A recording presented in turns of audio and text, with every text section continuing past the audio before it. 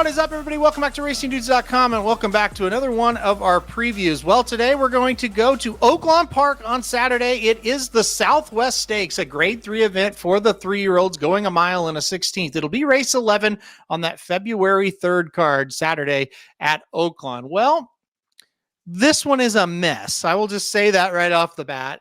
This gets my vote for hardest race, stakes race at least, I've handicapped this year. It is a total nightmare to look at this one and try to, I don't know, make any sense of it whatsoever. It's a field of 12.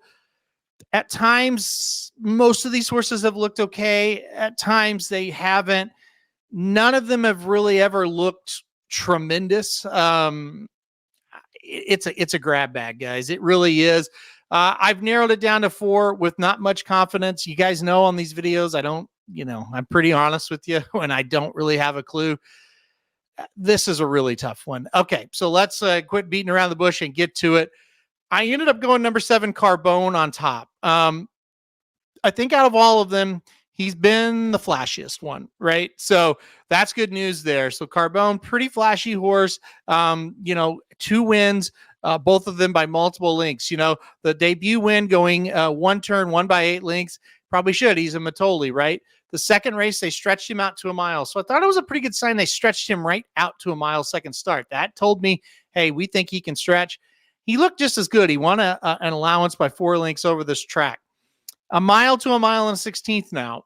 It's not a huge jump, right? If it's a mile to a mile and an eighth, that's when you start to really get worried. But a mile to a mile and 16th, he should be able to get it. But my kind of pause with him, this pace looks like it could be pretty wicked. There's a lot of horses that want to go.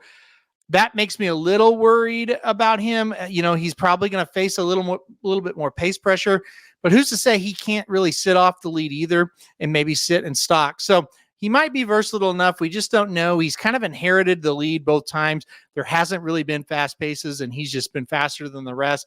We'll see what happens. I like number 7, Carbone on top. Like I said, my meter for confidence is not high for this race, but I do think number 7, Carbone, pretty nice horse. I put number 11, Just Steel, in second, and I'm pretty surprised that I did it. But you kind of go back and you watch his race. Last time out at this distance in the Smarty Jones, he ran pretty well. I mean, he was second, beaten 2.5. Catching Freedom was the best horse in that race by far. Catching Freedom would get my pick if he was in this race today, but he's not. And I think Just Steel, he makes a little bit of sense. I think he can sit a decent trip because he does have early speed to clear a lot of the horses, but I think he can stalk the pace kind of like he did last time out in the Smarty Jones. I think he gets the same trip. I don't know. I don't think he's a great horse, but I do think he can get up there and get a piece of it. So I like number 11, Just Steel in second.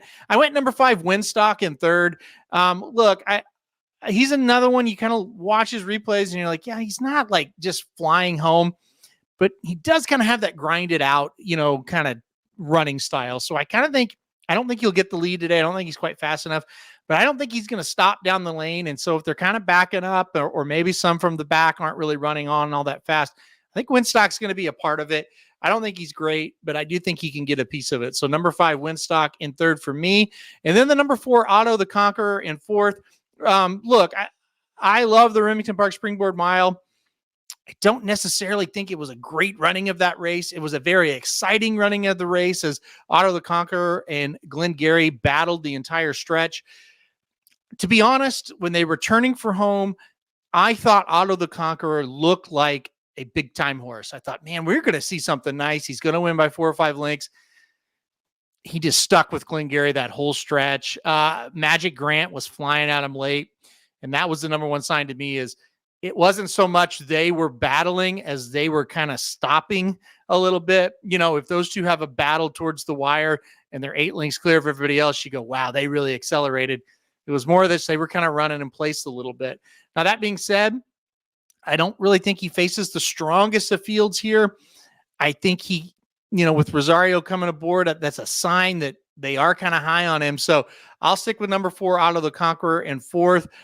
I'm kind of up in the air about the talent level of him, as with all these horses. So let's review it here. I'm going to go number 7, Carbone on top, number 11, Just Steel in second, number 5, Winstock in third, and the number 4, Otto the Conqueror in fourth. All right, that'll do it for our preview of the Southwest Stakes. Look, if you've got angles here, this is going to pay. I really think we're going to get some good payouts here. We'll see what happens at Oaklawn. We'll see what happens this weekend. So everybody hit that like button if you like the video. Hit subscribe. You really like it. Want to get alerted anytime we do videos like this. And most importantly, good luck if you're betting Oaklawn Park on Saturday.